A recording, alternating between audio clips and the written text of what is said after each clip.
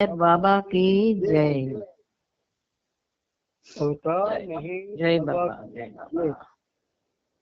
प्रेम कारो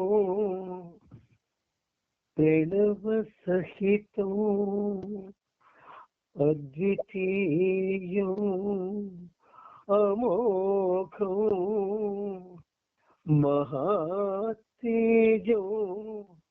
मधुर हासो सुंदरदेहो अनंतो श्रीतनयो निरुपमानो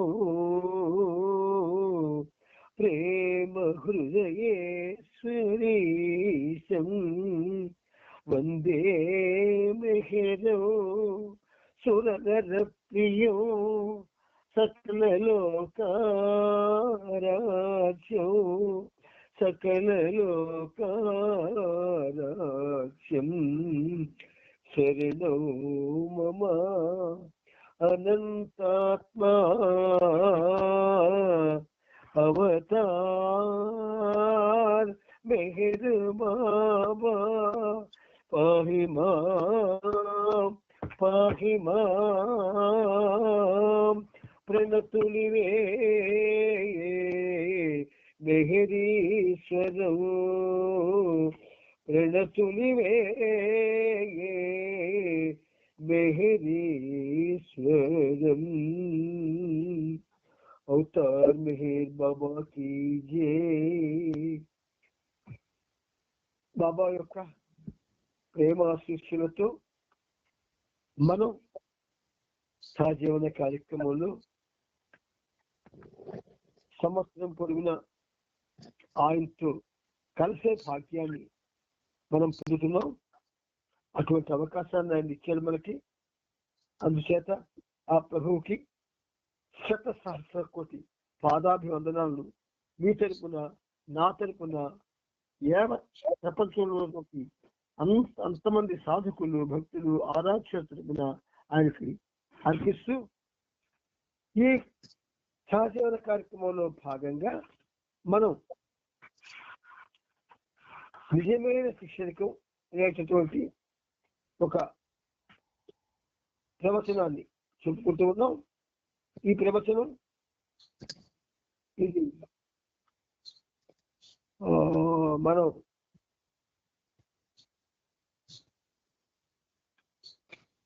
ఇక్కడ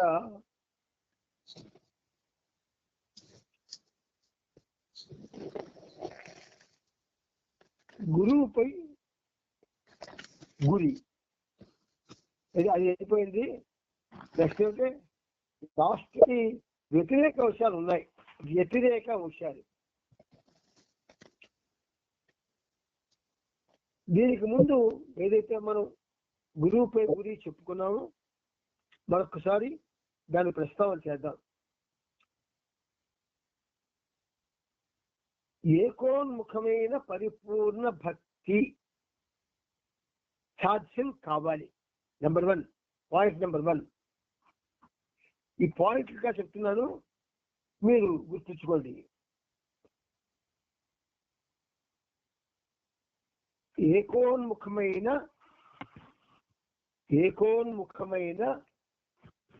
పరిపూర్ణ భక్తి ఇది సాధ్యం కావాలి.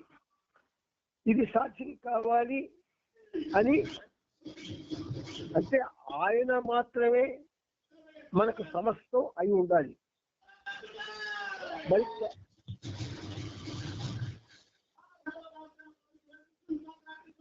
మరిక ఏది కూడా మనకి సమస్య కాకూడదు. అలాగే మొదటి పాయింట్ ఏమిటంటే ఏకోన్ముఖమైన పరిపూర్ణ భక్తి సాధ్యం కావాలి. ఒకటి. మరొకటి ఏంటంటే నిజానికి గురువు శిష్యుని ఉపతాత్మక ప్రతిరూపంగా ఉంటాడు. నిజానికి గురువే స్వయంగా శిష్యుని ఉన్నతాత్మకు ప్రతిరూపంగా ఉంటాడు. అందరిలో ఉన్న ఏకైక సత్యమనే ఆ ఉన్నతాత్మే గురువు, మరొకటి కాదు. ఈ 3 పాయింట్లు. 4వ పాయింట్ ఏమిటంటే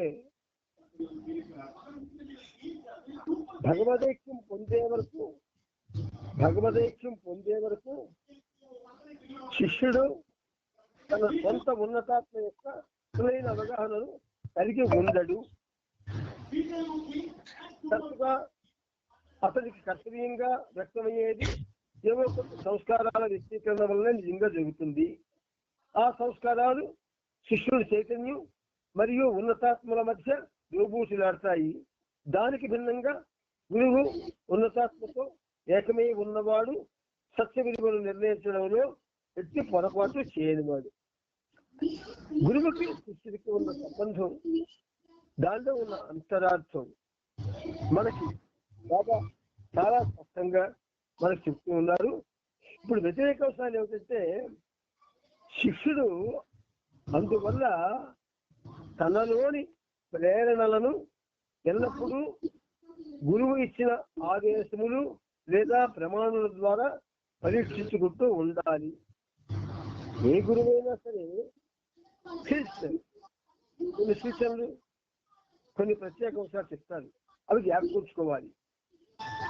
ఇప్పుడు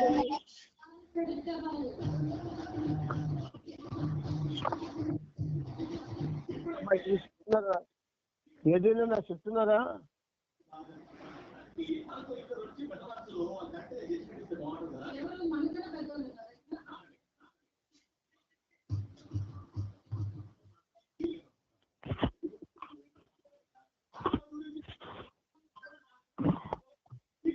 జై బాబా ఇక్కడ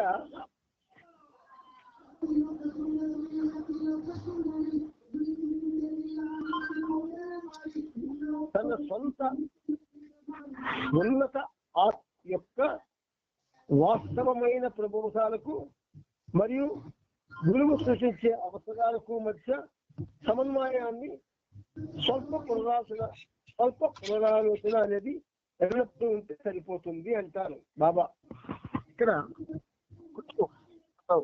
విధంగా బాబా కావాలి వాడని కాబట్టి మనం కొన్ని విషయాలు రాజీ పడుకోకూడదు కదా, జాగ్రత్తగా అది అవగాహన చేసుకోవడానికి ప్రయత్నం చేయాలి. వాస్తవమైన ప్రబోధాలకు మరియు గురువు సూచించే అవసరాలకు మధ్య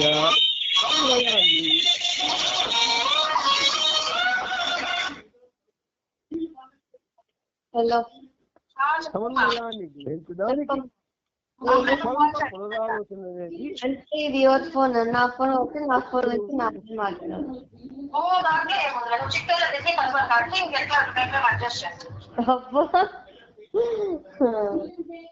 ఏం చేస్తున్నావు?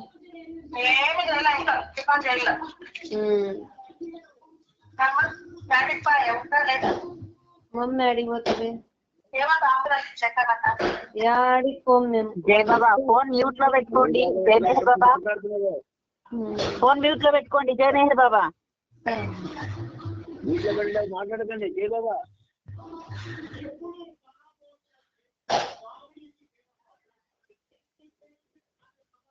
జై బాబా సాధ్యమైనంత వరకు మీరు మాట్లాడితే నేను డిస్టర్బ్ అవుతాను. ఎంచేత నా ఏకాగ్రత బాబా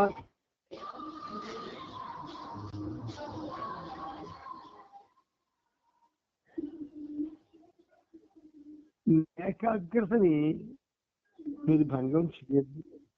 దయచేసి మౌనాన్ని పాటించండి. అందరూ చాలా అవసరం. ఎందుకంటే 2020 ఈ సంవత్సరం చాలా జటిలమైంది. మీకు రాను దాని తాలూకా జటిలత్వం అర్థం అవుతుంది. మనందరం ఎక్కువ బాబాతో ఉండడానికి ప్రయత్నం చేయాలి.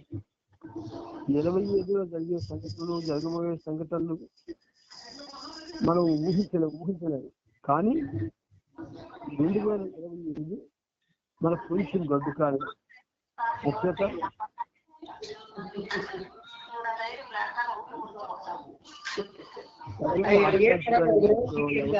ఇళ్లలో మాట్లాడుతూ ఉన్నాను. ఆ ఇళ్లలో మరి మాట్లాడకుండా ఉంటే మంచిది. మనం బాబా అంటే మనకు కొంచెం భక్తి ప్రపత్తి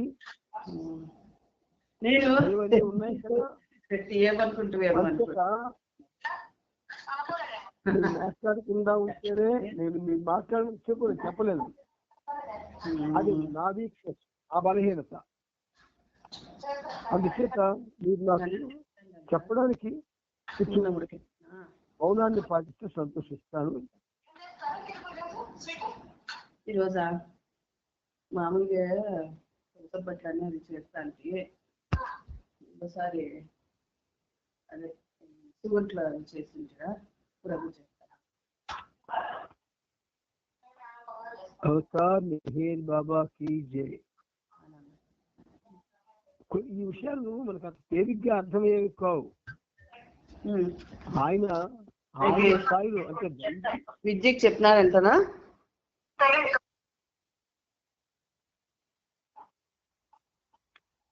మానవ రూపంలో ఉన్నటువంటి దివ్య ఆత్మ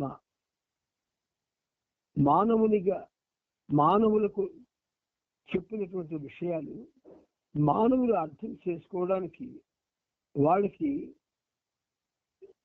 అంత గొప్ప ధ్యేయతాభావం ఉంటే గాని అవి అర్థం కావు. అందుచేత మనం ఇక్కడ ప్రబోధాన్ని సరిగ్గా అర్థం చేసుకోలేకపోవడము, లేక గురువు నిర్దేశించిన అవసరాల అంతరార్థాన్ని తెలుసుకోలేకపోవడము జరిగి ఉంటుంది అంటారు బాబా. ప్రబోధాన్ని సరిగ్గా అర్థం చేసుకోలేకపోవడము, బాబా చెప్పేది మనకు అర్థమైనట్టే ఉంటాయి కానీ అర్థం కావు. ఇంచేత మనం ఆ రస్తాలో ప్రయాణం చేయడం లేదు, మన రస్తా వేరేది. అందుచేత జాగ్రత్తగా మనం బాబా ఏం చెప్పారు, అది ఏ విధంగా అర్థం చేసుకుంటే, మనకది ఏ విధంగా అన్వయించుకుంటే మన జీవితాలు బాగుంటాయి అని మనం అర్థం చేసుకుని మన జీవితాల్లో ఆచరణలో పెట్టుకోవాలి. శిష్యుల్ని ఉన్నత స్థాయికి చెందిన జీవితానికి సన్నద్ధునిగా చేసే ఆలోచనతో గురువు అతనికి ఆదేశాలు ఇవ్వవచ్చు. దేనికోసం ఆదేశాలు ఇస్తాడు గురువు? ఉన్నత స్థాయికి చెందిన జీవితానికి సన్నద్ధునిగా చేయడానికి. ఆ ఉన్నతమైన జీవితం, ఉన్నత స్థాయి జీవితం అదేమిటో మనకు తెలియదు. మాటలైతే ఉన్నాయి ఉన్నత స్థాయికి చెందిన జీవితము అని. ఆ ఉన్నత స్థాయికి చెందిన జీవితం ఏంటో మనకు తెలియదు. కానీ తెలియదని చెప్పి మనం తెలియదని అనుకోవాల్సిన అవసరం లేదు. తెలియకపోయినా తెలిసినటువంటి ఒక ప్రత్యేకమైన భావంతో ఉంటూ ఉండొచ్చు. కానీ మనం ఎన్ని రకాలుగా ఉన్నా ఆయన చెప్పింది ఆయన మాటల్లో మనకి తెలుసుకోవడం చాలా అవసరం. అందువల్ల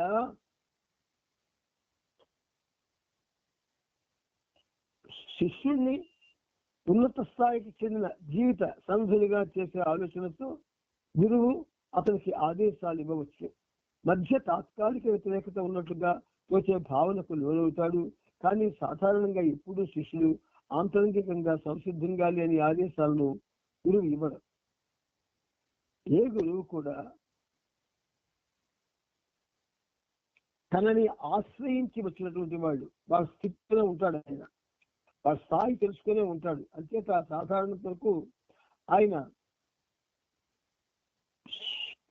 సంసిద్ధంగా లేనటువంటి వాళ్ళకి సంసిద్ధం చేస్తాడు తప్ప ఏదో ఒకటి బుర్రం మీద విద్యడు. అంచేత ఇప్పుడు నిజమైన శిష్యరికానికి అర్థం ఏమిటా అని చదువుకొని తెలుసుకుందాం.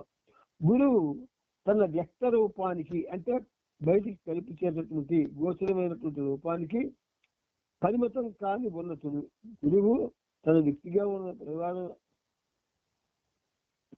తన వ్యక్తిగత రూపానికి కానీ పరిమితం కానీ ఉన్నతుడు ఎల్లప్పుడూ ఆయన చేయబోనే పని శిష్యుల చైతన్యాన్ని అతని ఉన్నతాత్మక మధ్యన తన తెరలను తొలగించే పని. అంటే ఇక్కడ ఏం చేస్తారంటే బాబా అద్భుతంగా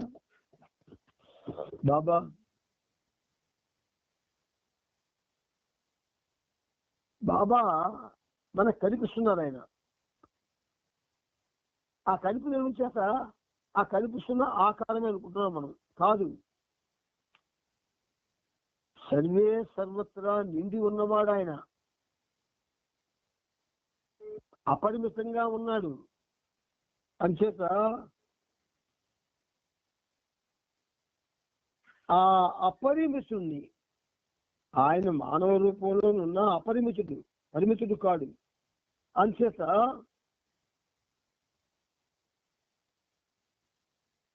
ఇది పరిమితం కాని ఉన్నతుడు, అది వ్యక్తి రూపం. ఆయన చేయబోనే పని శిష్యుని చైతన్యానికి అతని ఉన్నతాత్మకు మధ్య గల తెరలు తొలగించే పని. ఏం చేస్తాడైనా అతను చేసినటువంటి పని యొక్క ఆ పని, దాని ప్రయోజనం, దాన్ని ఏ విధంగా ఆ పని మనం నెరవేర్చాలో అనేది ఆయన చుట్టూ మాత్రమే ఉంటాయి. అంచేత ఉన్నతాత్మక మధ్యన గల తెరలను తొలగించే పని. ముందు ఆ శిష్యుడికి కనబడతాడు చక్కని పనిముట్టుగా. తర్వాత తాను ఆ విధంగా మలచబడాలనుకుంటాడు. అందరినీ అలా మలచబడేటట్టు చేయాలి అనుకుంటాడు. కానీ ఇక విశేషం ఏంటంటే తెరలు తొలగిపోవాలి. మనకి ఆయనకి ఉన్న తెరలు అవి ముందు బాబా తొలగిస్తాడు. అందువలన శిష్యుడికి గురువు గల విధేయతకు మరియు అతని అంతరాత్మ గల సంబంధానికి నిజంగా ఎలాంటి వ్యతిరేకత ఉండదు. అది శాస్త్రంగా బాబా చెప్తున్నారు. గురువు గల విధేయతకు, శిష్యుడికి గురువు గల విధేయతకు అతని అంతరాత్మ గల సంబంధానికి నిజంగా ఎలాంటి వ్యతిరేకత ఉండదు. వ్యతిరేకత వస్తుంది, అది అర్థం కాని పరిస్థితుల్లో మనం దాన్ని స్వీకరించినా లేదా స్వీకరించినది మనకు అర్థం కాక ఏవో మాటలు ఏవో విషయాలు మనం వాటి కలుపుకొని చెప్పించుకుంటూ మనం ఉండడం, అవి అర్థం ఏంటంటే ఈ రెండే ఇంచుమించుగా ఒకలాంటిది. అందుచేత ఇందులోనే 175 పేజీ చూడండి. ప్రవచనాలు 175 పేజీ. వాస్తవానికి తన శోధన అంతమయ్యేసరికి శిష్యుడు గురువు పేరు రూపంలో ఉన్నట్లు కనిపిస్తున్నా ఆయన తన అంతరాత్మ అని తెలుసుకుంటాడు. గురువు తన అవ్యక్త రూపంలో అఖండ దివ్యత్వంలో ఎంతటి పరిపూర్ణతే, అఖండ పరిపూర్ణత్వం, ఈ అఖండ ఎంతటి పరిపూర్ణత్వం అంటే అమాయకుడితో ఎలాంటి అమాయకుడు అసలు ఆయనలో ఎలాంటి కోరిక ఉండదు. అఖండ దివ్యత్వంలో ఎంతటి పరిపూర్ణుడు అంటే గురువు, అసలు ఆయన ఉన్నతత్వం, అసలు ఆయనలో ఎలాంటి కోరిక ఉండదు. శిష్యునికి సంబంధించినంత వరకు ఆయన కోరుకునేది ఏమిటంటే ఉన్నతమైన సత్యం దృష్ట్యా శిష్యుడు తనను తాను పునఃసంధానం చేసుకోవాలి. శిష్యుడు తేడా అంటే నిజానికి ఆధ్యాత్మిక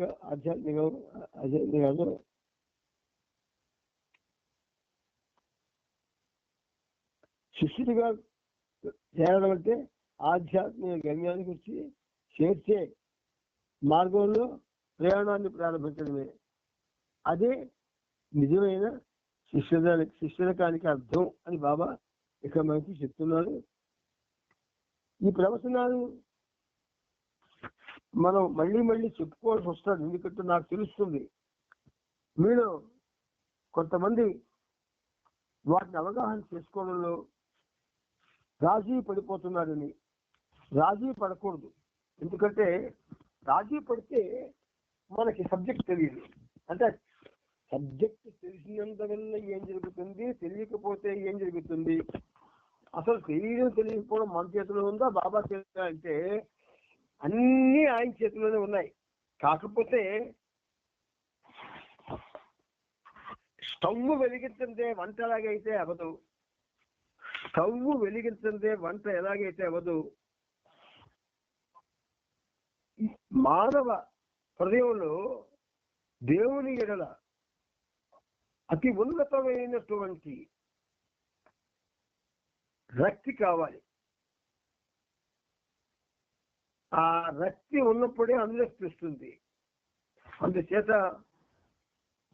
శిష్యుడిగా తేడం అంటే ఆధ్యాత్మిక గమ్యానికి చేర్చే మార్గంలో ప్రయాణాన్ని ప్రారంభించడమే. అంచేత మనం మన ప్రయాణం ఆధ్యాత్మికంగా మన ప్రయాణం అయినా స్టార్ట్ అయిందా అంటే మనకు తెలియదు. మనకు ఎలా తెలుస్తుంది? తెలియదు. కానీ నీలో కొన్ని మార్పులు చోటు చేసుకుంటాయి. గురువుతో నువ్వు ఉంచుకున్న సంబంధం, నీకు వాడికి ఉన్న ఆ చక్కని సంబంధం, అది ప్రేమ అనేటటువంటి ఎరువుతో అది పెరుగుతుంది. ఆ ప్రేమ ఎరువు లేకపోతే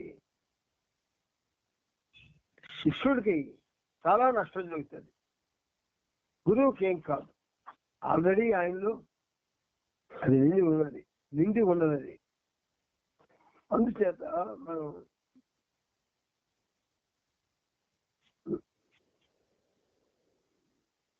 అవతార్ బాబా కీజే, అవతార్ మెహర్ బాబా కీజే, అవతార్ మెహర్ బాబా కీజే. ఇప్పుడు మనం అద్భుతమైనటువంటి మెహర్ బాబా చరిత్రలో అడుగు పెట్టబోతున్నాం. ఈ చరిత్ర చాలా గొప్పది. ఇక్కడ మనకి చాప్టర్ అయిపోయింది. డిస్కోర్సెస్ లో నిజమైన శిక్షణ చాప్టర్ అయింది, చాప్టర్ పూర్తయింది. రేపు మరో కొత్త చాప్టర్ మనం ప్రారంభించుకుంటాం. ఈలోగా మీరు ఇప్పుడు చదివినటువంటి నిజమైన శిక్షణ అనే ఆ అధ్యాయంలో మీకు ఏదైనా మళ్ళీ మాకు వివరణలు కావాలి అని అనిపిస్తే ఎవరికి వాళ్ళు ఆ పాయింట్లు నోట్ చేసుకొని ఒకరి తరువాత ఒకరు మీరు నన్ను ఈ రోజే మధ్యాహ్నం ప్రశ్నించవచ్చు, లేదా రేపు మధ్యాహ్నం ప్రశ్నించవచ్చు. అవతార్ మెహర్ బాబా కి జై. ఇప్పుడు మనం బాబా జీవిత చరిత్రలోకి వెళ్తున్నాం. బాబా మెహర్ ప్రభు చరిత్ర 7వ భాగం.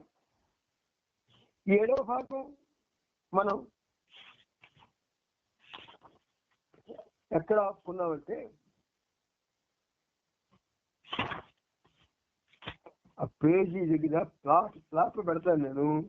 అది నాకు కనిపెట్టలేదు. 2669. సరే సరే, పేజీ అంత కృష్ణమైనవి. జై బాబా, జై బాబా.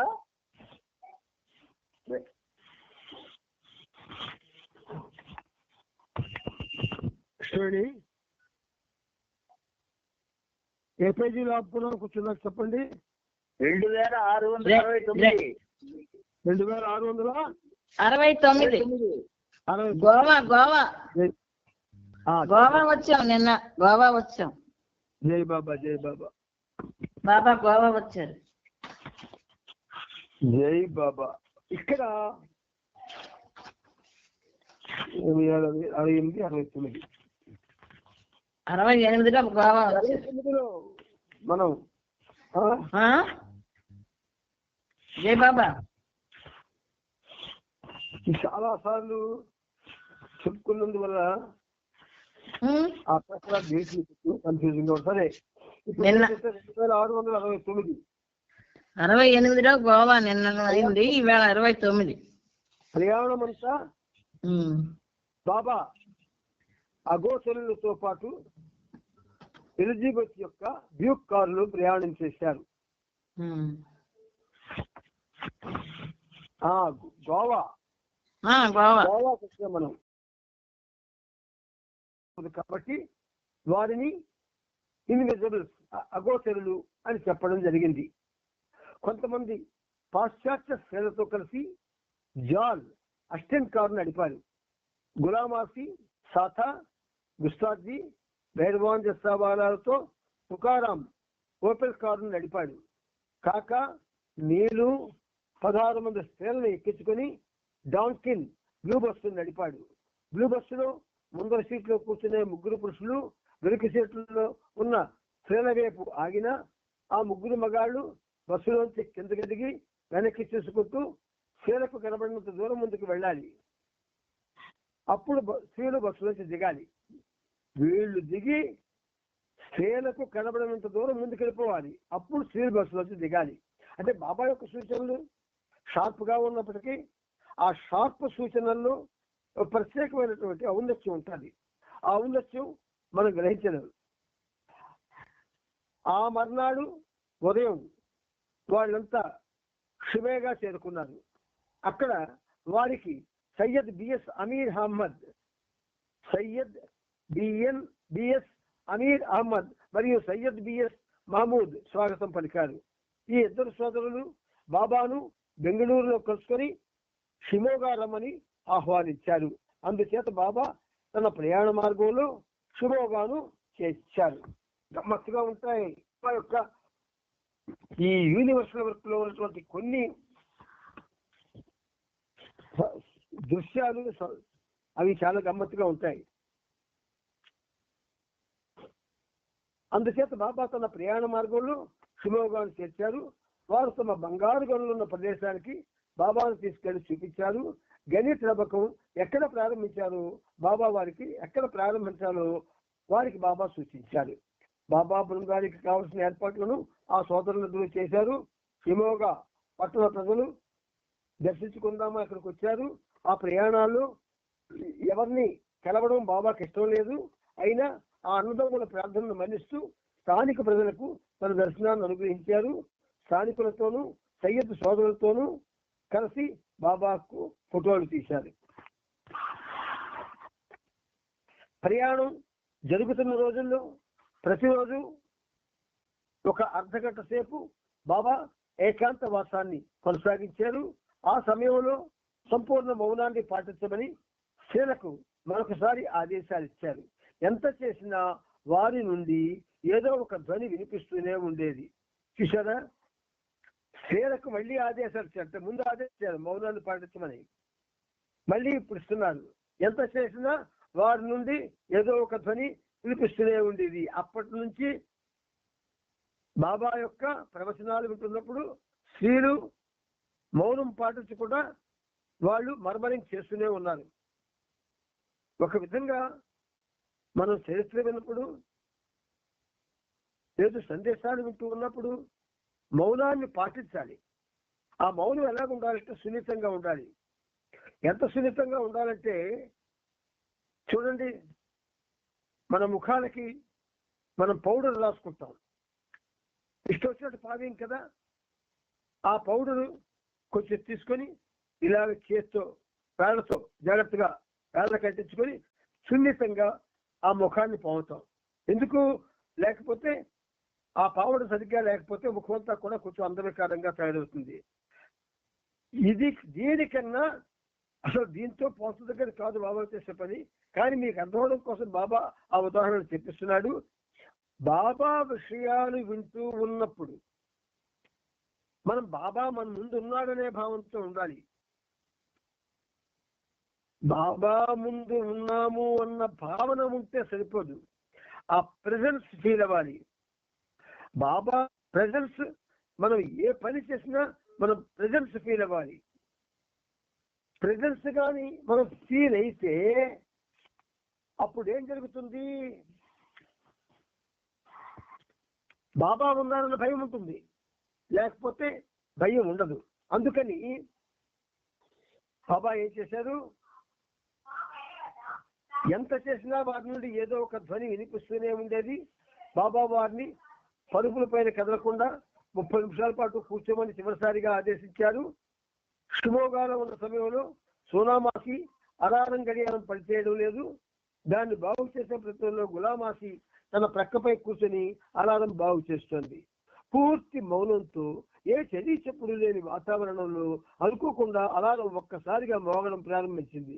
దీంతో బాబాకు కోపం వస్తుందని గుండెలు భయంతో కొట్టుకోసాగాయి. వెంటనే మోగుతున్న అలారంపై తలనీళ్లు చెప్పారు. కానీ టెక్ టెక్ టెక్ శబ్దం గట్టిగా వినబడుతుంది. ఏకాంతంలో తన పనిని ముగించుకున్న తరువాత బాబా స్త్రీలను బాగా చీవాట్లు పెట్టారు. అంటే అవతారులు ఏకకాలంలో సమస్త సృష్టిని కూడా తన అధీనంలో పెట్టుకోగలడు. మరి మనుషులతో ఎందుకు ఇలా అగచాట్లు పడుతున్నాడు ఆయన?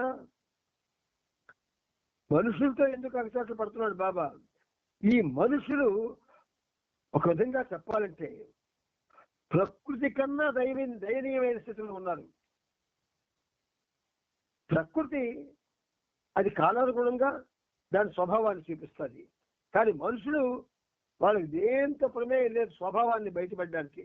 అందుకని మౌనాన్ని పాటిస్తూ బాబా చెప్తున్నారు, బాబాయే చెప్తున్నారు అన్న తీవ్రమైన కాన్ఫిడెన్స్ తో మనం వినగలగాలి. అప్పుడు చాలా బెనిఫిట్ అవుతాం. ఏప్రిల్ 3న మధ్యాహ్నం బాబా అక్కడికి 63 మైళ్ళ దూరంలో ఉన్న గుర్సెప్ప జలపాతాన్ని చూద్దామని నిర్ణయించారు. బయలుదేరే ముందు డాంకిన్ను ఇతర డ్రైవర్లను తన కారును అనుసరించమని ఆదేశాలు ఇచ్చారు. దారిలో కొంతమేర రోడ్డును రంగురంగుల తోరణాలతో స్వాగత ద్వారాలతో బాగా అలంకరించడం గమనించారు.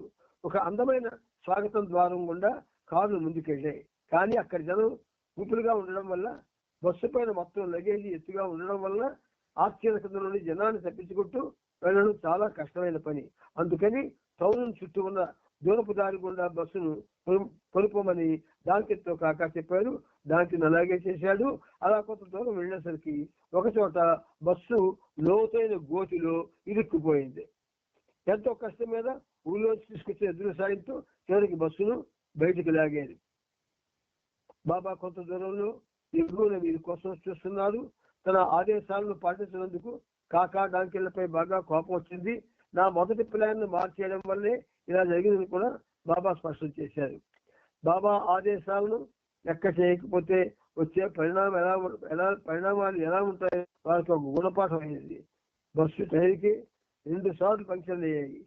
దాంతో పరిస్థితి మరి స్థానుగా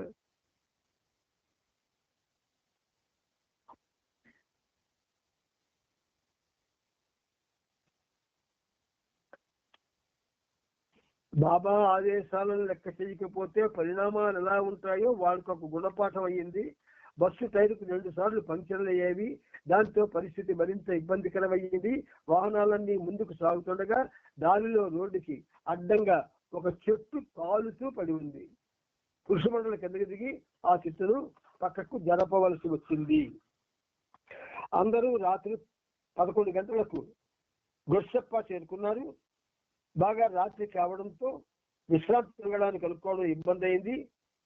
ఒక బంగళాను సమీపించి అదే విశ్రాంతి బంగళా అనుకొని సామాన్లతో లోపలికి వచ్చారు. సామాన్లు మూట ఇప్పాక ఆ బంగ్లా వేడవడుతోనని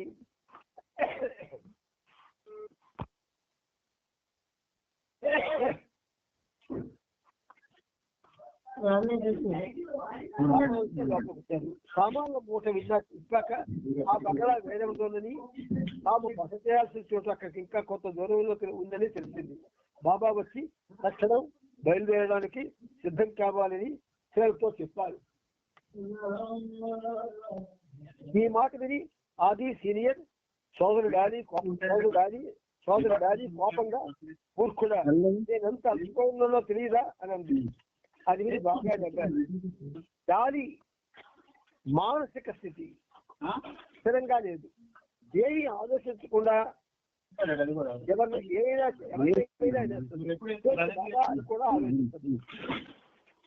అంతా ఆ తర్వాత బంగ్లా కోసం బయలుదేరారు. చీకట్లో రాత్రి వేళ బస్సు నడపడం చాలా కష్టం. బస్సు మడ్ గార్డ్ సెట్స్ పై నీరు కాకా చెలవైపు కూర్చొని శాస్త్రీయ వెలుగులో దారిని చూపిస్తూ ముందుకెళ్లారు. వాళ్ళు అద్దెకి తీసుకున్న బంగాళాకు అర్ధరాత్రి చేరుకున్నారు. అక్కడ నుంచి జాగ్ ఫాల్స్ జలపాతాలు కనిపిస్తుంటాయి. మర్నాడు ఏప్రిల్ 4 ఉదయం 7 గంటలకు గుర్సెప్ప నుండి బయలుదేరారు. బల్లకట్టు పైన కారు బస్సు ఎక్కించి వారంతా నదిని దాటారు. 12 గంటల ప్రయాణం తర్వాత సాయంత్రం 7:30కి కారువారు చేరుకొని గ్రౌండ్ ఫ్లోర్లో బస్ చేశారు. హోటల్ నుండి సముద్రం కొండలు బాగా కనిపిస్తున్నాయి. దగ్గరలో ఉన్న విశ్రాంతి మందిరంలో పుష్పమండలు బస్ చేశారు. వీటిలో బాబా ఇసుకతో భవనాలు తయారు చేశారు. స్త్రీలు సముద్రంలో ఈత కొట్టారు. విష్ణు బంధువులు ఇంత సుశీల వంట పనుల్లో సాయం చేయడానికి కార్వర్ వచ్చారు. బాబా బృందానికి ఆంబోలీలోను బెల్గాంలోను వసూలు చేసే విషయంలో హిందూ భర్త విశ్వనాథ్ హల్దాన్కర్ సాంజీకి సాయపడ్డాడు. ప్రతి సాయంత్రం హిందూ సుశీల పాడుతుండగా బాబా విని వారిని బాగా మెచ్చుకునేవారు. గురుదేవులతో సన్నిహిత సంబంధానికి మొదట అవకాశం కలిగింది. హిందూ చిన్నపిల్లగా ఉన్నప్పుడే గురుదేవుని కృపాపేక్షణం ఆమెపై ప్రశ్నించింది. 8 ఏళ్ల క్రితం అనగా 1932లో బాబా ఐరోపా అమెరికా వెళదామనుకున్నప్పుడు తనతో పాటు ఒక యువతిని తీసుకెళ్లాలని కోరుకున్నారు. దానికి బాబా హిందూను ఎన్నుకున్నారు. కానీ ఆ సమయంలో ఆమెకు సృష్టి చేయడం వల్ల వెళ్ళలేకపోయింది. భారత్ లో వివిధ ప్రదేశాల్లో ఆశ్రమ నిర్మాణం గురించి మాట్లాడమే ప్రయాణంలో ముఖ్యమైన చర్చనీయాంశమైంది. కార్బర్ తీరానికి 8 కిలోమీటర్ల దూరంలో సముద్రం లోపల 1 మైలు పొడవు విస్తరించి ఉన్న అంజీ దీవ్ అనే పేరు గల పోర్చుగీస్ దీవి ఉంది. ఏప్రిల్ 6న బాబా అందరినీ పడవలో అక్కడున్న నొస్సా సెన్ హోరా దోటార్ అనే పురాతన స్థితికి తీసుకెళ్లారు. ఆ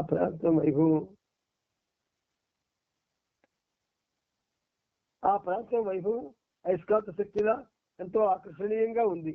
అంతేకాదు బాబా ఆ సమయంలో ఒక విశిష్టమైన విషయాన్ని వెల్లడించారు. ప్రపంచంలో నేను నిర్మించదలసిన 3 కేంద్రాల్లో ఒకదాన్ని ఇక్కడ నిర్మించాలి అని స్పష్టమైన రీతిలో బాబా ప్రసిద్ధపరిచారు. కార్వార్లో ఉండగా బాబా ఆధ్యాత్మిక సమతుల్యత ఇంగ్లీష్ లో స్పిరిచువల్ పాయిస్ గురించి స్త్రీలకు వివరణ ఇచ్చారు. ఆధ్యాత్మికత అంటే ఏమిటి? జన్మ నుండి మీరు చేస్తూ వస్తున్న సమస్త కర్మలను మానివేయడం ఆధ్యాత్మికత. ది ఫస్ట్ సెంటెన్స్, ఆ మొదటి వాక్యం చూడండి అంత ఘాటుగా ఉందో. జన్మల నుండి మీరు చేస్తూ వస్తున్న సమస్త కర్మలను మానివేయడమే ఆధ్యాత్మికత. మీరెప్పుడు తిండి కోసం, మీ జీవిత పరిరక్షణ కోసం, కావలసింది సంపాదించుకోవడం కోసం ఉత్సాహంతో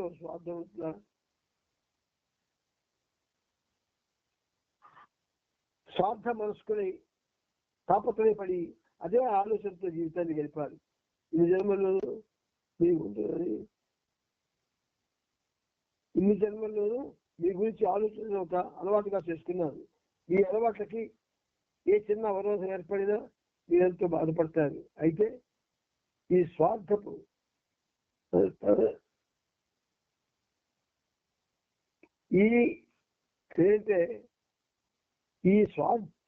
స్వార్థపు సంఖ్యల నుండి విముక్తి పొందేందుకు ఇంతవరకు చేయని పని చేయాలి, లేదా ఇంతవరకు చేస్తున్న దాన్ని చేయకుండా మానేయాలి. ఇంతవరకు మీరు ఎప్పుడు మీ గురించి ఆలోచించడమే చేస్తున్నారు. అందుచేత మీరు మీ గురించి ఆలోచించడం మాని, చాలా ఇంపార్టెంట్ నోట్ చేసుకోండి, మీరు తెచ్చుకోండి. మీరు మీ గురించి ఆలోచించడం మాని ఇతరుల గురించి ఆలోచించాలి. అంటే ఇతరుల గురించి ఆలోచించాలి అంటే దీన్ని అపార్థం చేసుకోకూడదు. దీన్నే ప్రేమ అంటారు. కానీ దీనికి సౌశీల్యం అంటే క్యారెక్టరు, సమతుల్యత, పాయిజ్, పట్టుదల, రిజర్వేషన్ ఉండాలి. సమతుల్యత అంటే ఏమిటి? ఈ సమతుల్యత గురించి బాబా మనకి డిక్టేట్ చేస్తున్నారు. ఇప్పుడు పట్టుదల కావాలి ఒకటి. అదొక మానసిక స్థితి. సమతుల్యత అనేది ప్రెజరెన్స్. సమతుల్యత అంటే ఏమిటి అంటే అదొక మానసిక స్థితి. ఏ పరిస్థితుల్లో కూడా ఆవేశం పొందకుండా బాధపడకుండా ఉండగలగాలి. సమస్యలో సిద్ధంగా ఉన్నప్పుడే ఈ విధంగా సహాయపడతాం.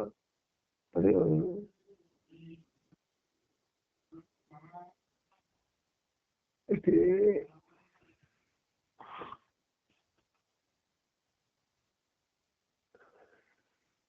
మీ గురించి ఆలోచనలు మాని ఇతరుల గురించి ఆలోచించాలి. దీన్నే ప్రేమ అంటారు. కానీ దీనికి క్యారెక్టర్స్, సమతుల్యత, వాయిస్, పట్టుదల. సమతుల్యత అంటే ఏమిటి? అదొక మానసిక స్థితి. ఏ పరిస్థితుల్లో కూడా ఆవేశం పొందకుండా బాధపడకుండా ఉండగలిగే స్థితి. మనస్తత్వంతో స్థిరంగా ఉన్నప్పుడే నీవు ఇతరులకు ఆధారపడగలరు.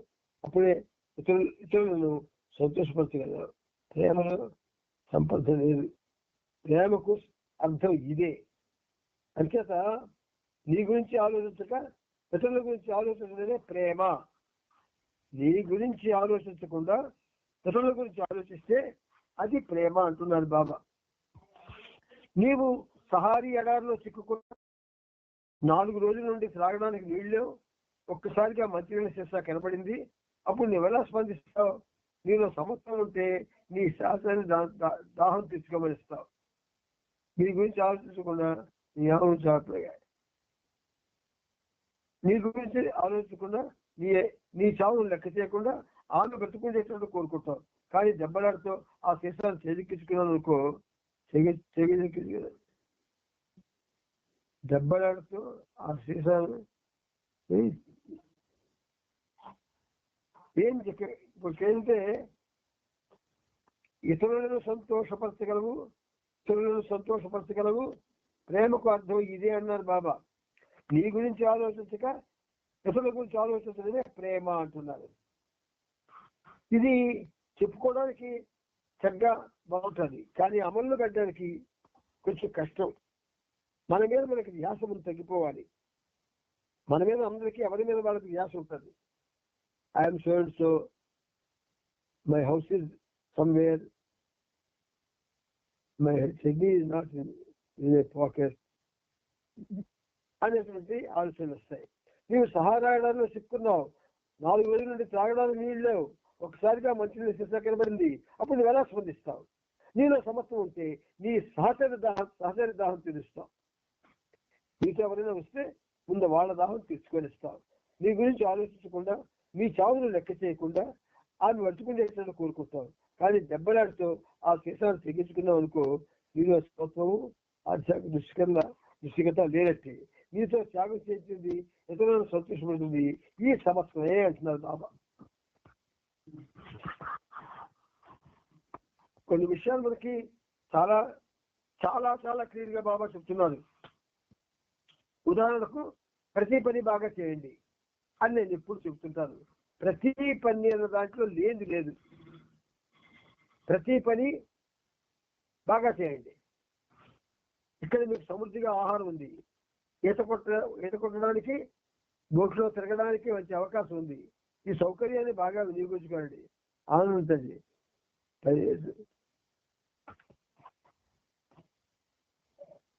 ఈ సౌకర్యంగా వినియోగించుకోండి, ఆనందించండి. సాధారణమైన ఇలాంటి వినోదాలను అనుభవించడంలో ఆధ్యాత్మికత తాగులేదని అనకండి. కానీ ప్రయాణాల్లో దుమ్ము ధూళ్ళలో మునిగి ఆకలి దెబ్బలతో అందిపోటకు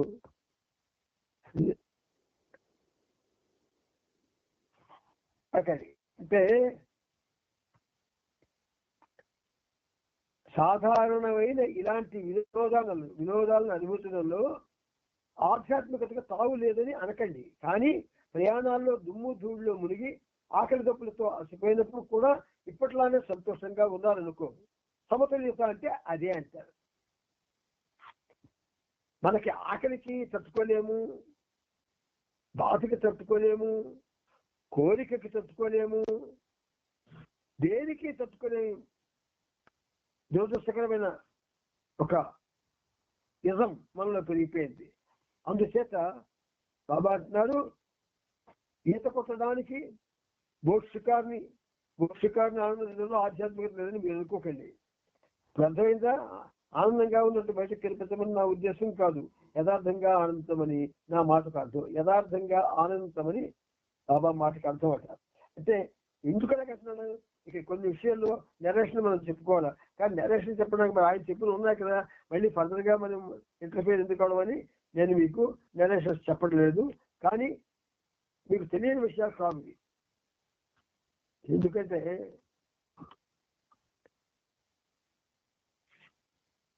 ఇక్కడ బాబా చెప్పిన విషయాలు మనం ఎప్పుడు కూడా ప్రాక్టికల్ గా అది చేద్దాం, అలా జీవిద్దాం, అలాగే ఉందాం అనే నిర్ణయాలు మనం తీసుకోవడం లేదు. ఇది ప్రవచనాలు, చరిత్ర, ఈ రెండింటిలో చెప్పబడే విషయాలు చాలా విలువైనవి. మానవుడి యొక్క గమ్యాన్ని చేర్చడానికి అవి దోహదపడేవి. అందువల్ల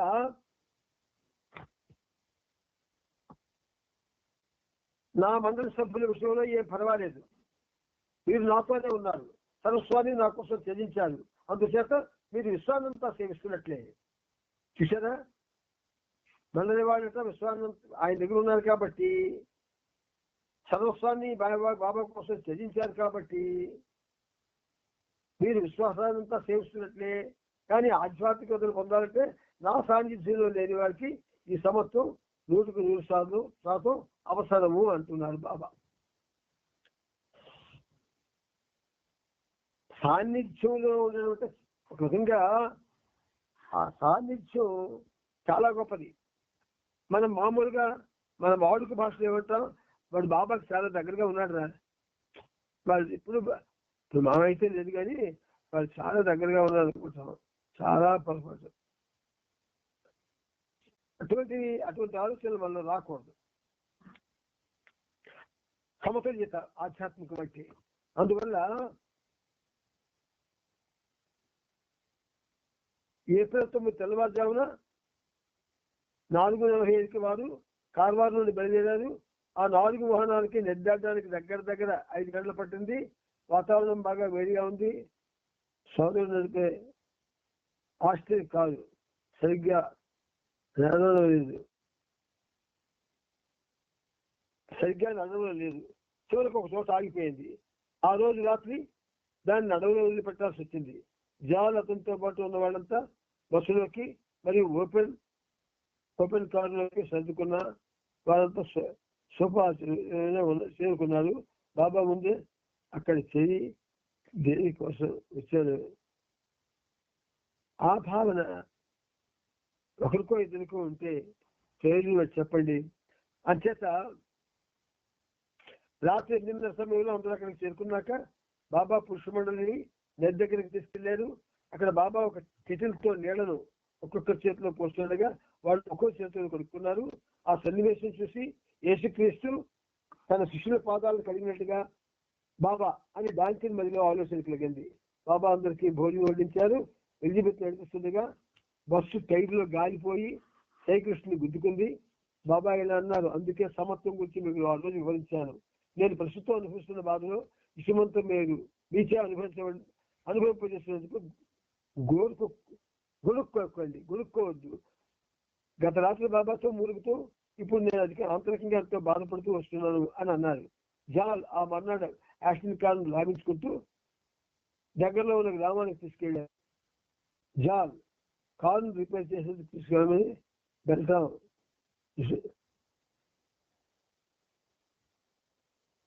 అంటే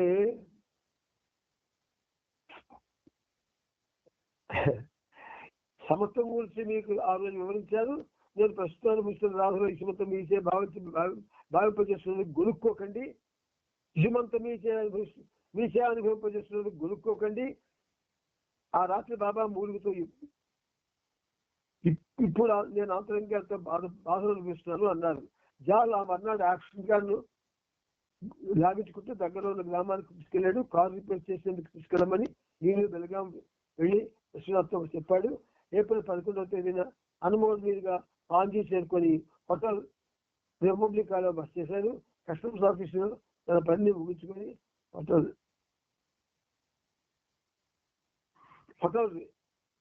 రిపబ్లికాకు వెళ్తుండగా దారిలో అతి పురాతనమైన సెయింట్ ఫ్రాన్సిస్ జేవియర్ చర్చి దగ్గర ఆగి బాబా ఎలిజబెత్ తో చర్చిని చూడడానికి ఎప్పుడు వీలవుతుందో కనుక్కోమన్నారు. ఎలిజబెత్ కారు నాపి చర్చికి పక్క ఉన్న చిన్న రెస్టారెంట్ లోకి వెళ్ళి కనుక్కుంది. పాత సూట్ కేసు, సోలార్ టైపు ఒక పెద్ద బాలు కారు బయటకు వచ్చింది.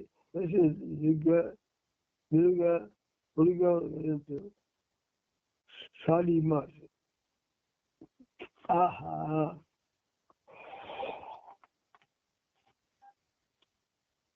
60 ఏళ్ళు ఉంటాయి అతనికి.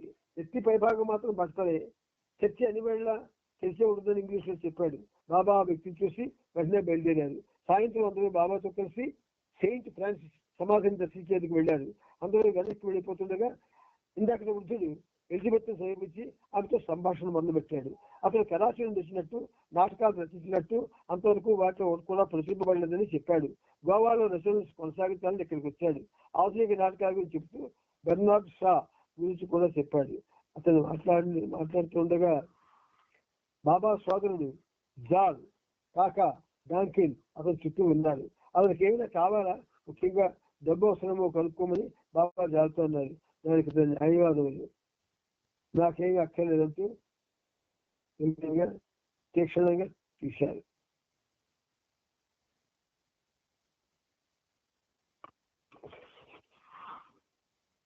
తిరిగి వచ్చాక బాబాతో అతని గురించి ఇలా చెప్పారు. మీరంతా గుడ్డివాళ్ళు.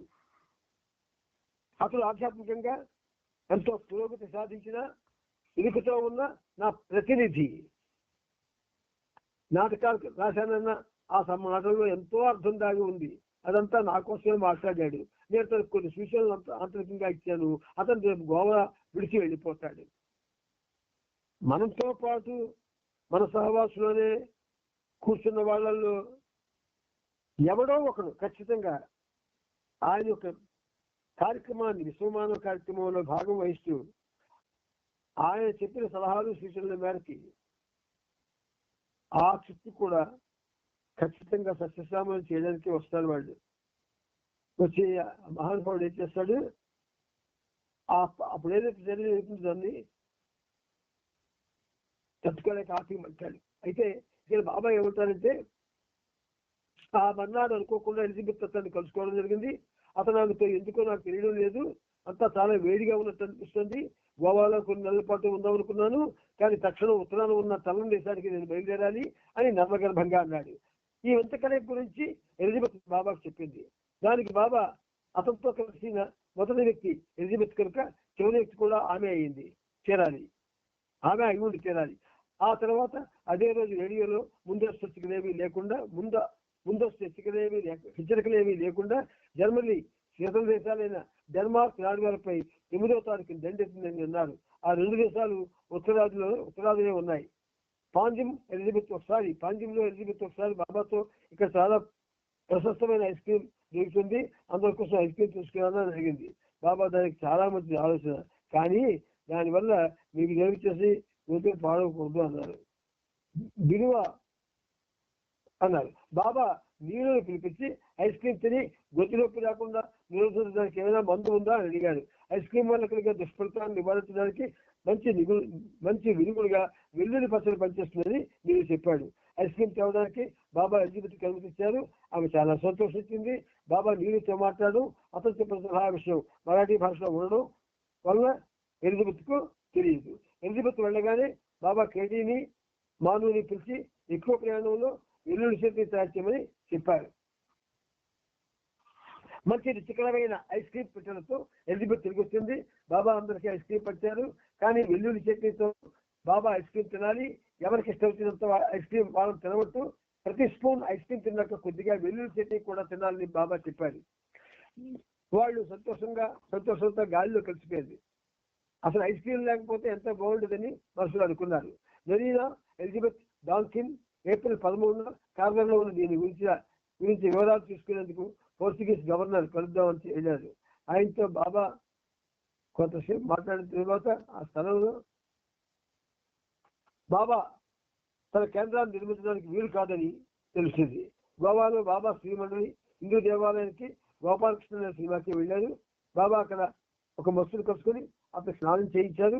అక్కడ ఉన్న సమయంలో బాబా శ్రీమండ సభ్యులకు చేపలు తినడానికి అనుమతించారు. బాబా కూడా కొన్ని ప్రత్యేక కారణాలు సూచిస్తూ చేప తినేందుకు వారితో పాటు కలిశారు. తొందరలోనే ఆ ప్రదేశాన్ని విడిచి ప్రయాణం ముందుకు సాగించాలని బాబా నిర్ధారిస్తారు. బాబా నిర్ణయిస్తారు. గోవా నుండి ఒక బాలుని తమతో పాటు తీసుకెళ్లాలని బాబా అనుకున్నారు. శాంతన ఫెర్నాండెజ్ అనే 15 ఏళ్ల అనాథ బాలుని తమతో పాటు బాబా వద్దకు తీసుకెళ్లారు. బాబాకు శాంతన నచ్చాడు. అతను చురుకైన వాడు, తెలియని వాడే కాక ఆధ్యాత్మికాన్ని, సమభావాలని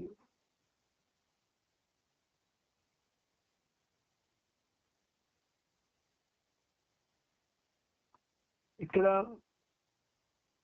శాంతన 15 ఏళ్ల అనాథ బాలుని తమతో పాటు బాబా వద్దకు తీసుకెళ్లారు. బాబాకు శాంతన నచ్చాడు. అతను చురుకైన వాడు, తెలియని వాడే కాక ఆధ్యాత్మిక స్వభావాన్ని కూడా కలిగి ఉన్నాడని బాబా చెప్పారు. బాబా గోవాలో కలుసుకున్న బస్సుల్లో చెప్పుకోదగ్గ బస్సు ఒక క్రైస్తవ స్త్రీ. ఆమెను గురించి చెబుతూ బాబా గోవాకు సంబంధించిన ఆధ్యాత్మిక వ్యవహారాన్ని శాసించే శక్తి ఆమె చేతిలో ఉందని చెప్పారు.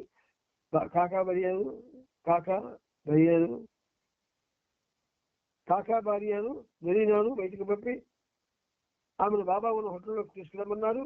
ఆ బస్తాన్ని ఒక రోడ్డు మీద వెళ్తుండగా వీళ్ళు చూశారు. మనసు కట్టుకునే ఆకృతి, భారీ శరీరంతో బలిష్టంగా ఉంది. క్రైస్తవ మతస్థురాలు అవడం వల్ల చీర కట్టుకోలేదు. కానీ నల్లని జాకెట్, పెద్ద అల్లికలతో ఉన్న పొడుగా షర్టు వేసుకుంది. ఆమెను చూడగానే మెరీనాకు ఆమె జాన్ నడవల్లో ఉండే మెరీనా అనే ప్రఖ్యాతి స్త్రీ జ్ఞాపకం వచ్చింది.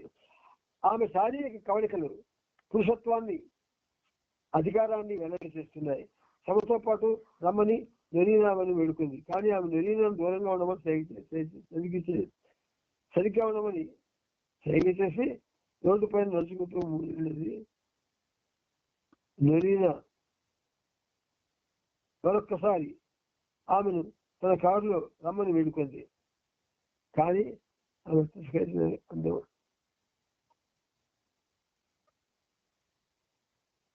ఆమె తిరస్కరించింది. ఆమె తిన్నగా బాబా ఉన్న హోటల్ వైపు వెళ్తుండగా వాళ్ళు ఆమెను అనుసరించారు. బాబా బాల్కనీలో ఆమె రాక కోసం ఎదురు చూస్తున్నట్టుగా వెళ్తున్నారు. ఆమె హోటల్ ముందు భాగానికి వచ్చి పైన బాల్కనీలో ఉన్న బాబా వైపు కొన్ని నిమిషాల పాటు చూసింది. అలా చూసి అక్కడి నుంచి ముందుకెళ్ళిపోయింది. పేరు తెలియని ఈ సాధు స్త్రీని కూడా బాబా మస్తాని మాయి అని పిలిచారు.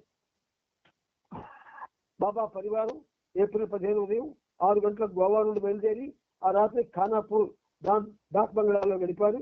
మర్నాడు ఉదయం 9 గంటలకు అంబోలీకి బయలుదేరారు. దారిలో బాబా చెట్టు మీద కింద కూర్చొని ఒక చిన్న మస్తు చూశారు.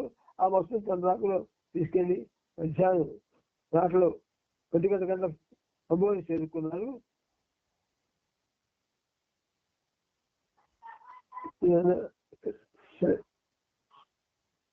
గంటకు అంబోలి చేరుకున్నారు. వారు ఉండే డాక్ బంగ్లాలో కావాల్సిన ఏర్పాట్లన్నీ విశ్వనాథ్ హల్ వెంకట్ తీసుకున్నాడు. సావంతవాడి మహారాణి బాబా దర్శనం కావాలని వేడుకోగా బాబా ఆమె కోరికను అంగీకరించారు. పచ్చిగల్లోని టైగర్ వ్యాలీ గోను ఈ మహారాణి భర్త గారే బాబాకు సమర్పించుకున్నాడు.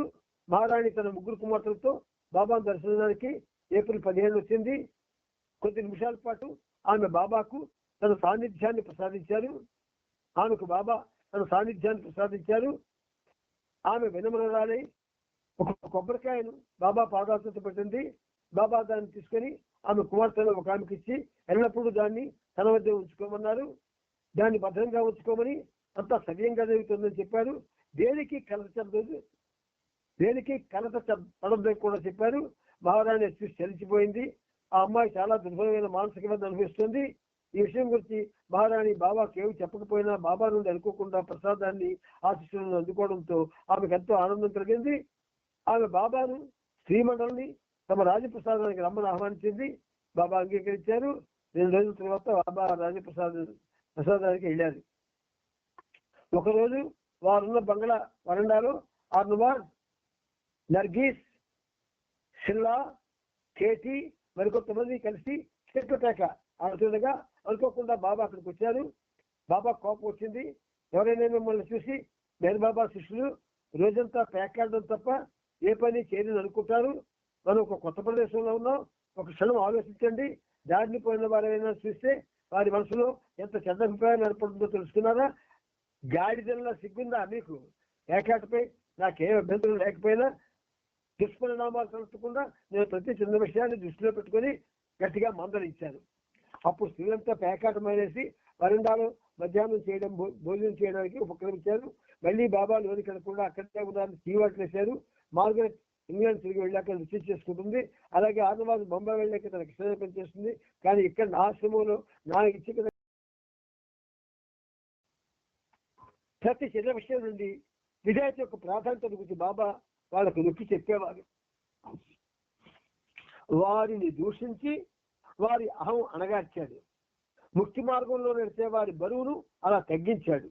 ఆధ్యాత్మిక మార్గంలో ఆటుపోట్లు ఎదురవ్వక సునాయాసంగా ముందుకు సాగాలని బాబా అలా చేశారు. ఏప్రిల్ 20న చిల్లా హర్మోస్ది జన్మదినాన్ని తాజా మామిడి ఐస్ క్రీమ్తో జరిపారు. అంబోలీలో మామిడి పళ్ళు పుష్కలంగా ఉండడమే కాకుండా విషపాలు కూడా ఎక్కువగా ఉన్నాయి. అక్కడ పాము కలిసిందంటే మనిషికి చావు తథ్యమే. రాత్రులు లాంతరం లేకుండా చక్రంలో నడదని బాబా అందరినీ ఆదేశించారు. ఒకసారి కిట్టి నడి లాంతర్లు మర్చిపోయారు. మర్నాడు బాబా వారిద్దరిని పిలిచి నా ఆదేశాలు ఎందుకు పాటించలేదు, నేను తిరిగి వాళ్ళని అర్థం అనుకున్నారా అది గట్టిగా మందలించారు. బాబా మందలింపులు అది చాలా గొప్పవి. ఆ మందలింపుల్లో సంబంధంగా ఉండే సంఘటన కంటే ఆయనకి ఏ జన్మల్లో ప్రేమికులతో సంబంధం ఉంటుందో వాటికి సంబంధించి వాళ్ళు గుర్తించుకునే విధంగా కోప్పడతారు. ఆయన గట్టిగా మందలించారు. ఒకవేళ పాము మమ్మల్ని కలిస్తే మీ సమక్షంలో చనిపోతాం కదా అని నవీన తన సర్కారు ప్రదర్శించింది చూసారా. దానివల్ల మీకేం ప్రయోజనం అని బాబా అడిగాడు. మహాసాగరమైన నీలో కలిసిపోతా ఉంది. వినగడానికి ముందుగా ఒడ్డుకు కొట్టుకుపోతేనో అవిధేయతలకు మహాసాగరంలో విలీనమయ్యే అవకాశం లేదు. అండర్లైన్ చేసుకోండి. బాబా అంటున్నమాట అవిధేయులకు మహాసాగరంలోకి విలీనమయ్యే అవకాశం లేదు. ఎండిన కర్ర ముక్కల్లా వాళ్ళు ఒడ్డుకు కొట్టుకొని వచ్చి ఆ బీచ్ లో ప్రాణాలు వెళ్తారు. అలాంటి మరణం వల్ల ఏ లాభం? నాతో ఉన్నవాళ్ళు చనిపోతూ బతకాలి. అలాంటి చావుతో చనిపోయిన వాళ్ళు శాశ్వతంగా జీవిస్తారు. అయిందా అని అడిగినాను. మా బాబా మందలించాడు. ఆమె అర్థమైన తల ఆలోచించింది, తలాడించింది. అంబోలీలో ఉన్న మహమ్మదేవ్ కోట, టెంపుల్ పాయింట్, పాలసీ పాయింట్, నట్టు పీక్ ఇంకా చూడదగ్గ ప్రదేశాలను చూపించడానికి సేవలు బాబా తీసుకెళ్లారు. ఐరిన్, బిల్లో, ఎలిజబెత్ కొన్ని రోజుల పాటు సుస్థిగా ఉన్నారు. అందువలన వారిని వైద్య చికిత్స గురించి అక్కడే ఉంచారు. మనం యాక్చువల్గా ఈ రెండు చదువుకోవడంలో ఉపదేశాలు, చరిత్ర, అందులో కొన్ని సేయింగ్స్, ఇందులో కొన్ని సేయింగ్స్ కూడా చాలా గొప్పవి. అందుచేత మీరంతా కూడా ఒక్కొక్కసారి మనం చదువుకుని తిరగవేయండి, చదువుకోండి. మీకు స్పష్టంగా అది ఎలా ఉందంటే బాబా జయించినట్టుగా ఎవరికి వాళ్ళే అర్థం చేసుకోవడానికి అనుగుణంగా రాయబడింది. కాబట్టి అర్థం కాదంటే ఏమీ ఉండదు. కాకపోతే గూఢార్థాలు అర్థం కావు. గూఢార్థాలు ఎందుకు అర్థం కావంటే బాబాను ప్రేమించవలసిన విధంగా ప్రేమించలేకపోతే, లేదా అవగాహన చేసుకోలేకపోతే, లేదా ఆయనకి విధేయుడిగా ఉండడానికి ఇష్టపడకపోతే, లేదా ఆయన యొక్క ప్రేమలో భౌతిక ఆలోచిస్తూ ఉంటే ఇవన్నీ కూడా మనకి దురవగాహన ఇస్తాయి. కాబట్టి బాబాతో ఉన్నటువంటి బాబా ప్రేమికులు 2025 జనవరి 14 వేళ జీవితాంతం బాబాతో సన్నిహితం కావడానికి ప్రయత్నం చేయండి. ముందే చెప్పించారు బాబా 25 సంవత్సరం చాలా గడ్డు సంవత్సరం. అనేకమైన చికాకులను ఎదుర్కోవాల్సిన పరిస్థితి రావచ్చు. దానికి మనం సిద్ధంగా ఉండాలంటే బాబాకి దగ్గరగా ఉండాలి.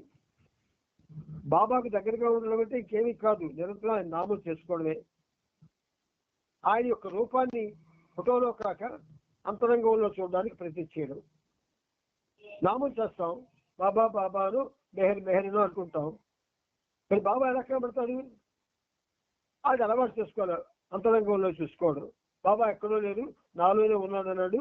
కనుక నా అంతరంగంలోనే బాబాని నేను ఊహించుకుంటూ ఉన్నానని, నేను ఇది చేస్తాను అది చేస్తాను అని మనం ఒక నిర్ణయం తీసుకుంటే కొన్నాళ్ళకి అలవాటు అయిపోతుంది. అంతరంగంలో బాబాను చేస్తూ బాహ్యంగా చేసే పనులు ఏం చేసినా, అంటే ముఖ్యంగా నామస్మరణ, అంతరంగంలో బాబాను చూస్తూ నామస్మరణ కానీ చేయగలిగితే ఏదో ఒక రోజు నువ్వు భౌతికంగా బాబాను చూస్తావు, ఖచ్చితంగా చూస్తావు. బాబా కనబడతాడు, అందులో మరి సందేహపడాల్సిన అవసరం లేదు. అంచేత కొత్త సంవత్సరంలో ఆ విధంగా మనం బాబాకి దగ్గర కావాలని, బాబాతోనే జీవితాంతో ఉండాలని మనం ఆలోచించిన తర్వాత ఆయన ఎస్సండు మనం ప్రయత్నిస్తుంటే కొంచెం సహాయం చేస్తూ ఉంటాడు. అంచేత ప్రయత్నిద్దాం, స్థాయికి మనం చేరుకోవడానికి ఖచ్చితంగా అందరం కూడా ఆలోచించేద్దాం. అవతార్ మెహర్ బాబా కీ జై, అవతార్ మెహర్ బాబా కీ జై, అవతార్ మెహర్ బాబా కీ జై. అవతార్ మెహర్ బాబా కీ జై. అందరికీ జై బాబా అండి. అందరికీ ప్రియ సంక్రాంతి. జై బాబా.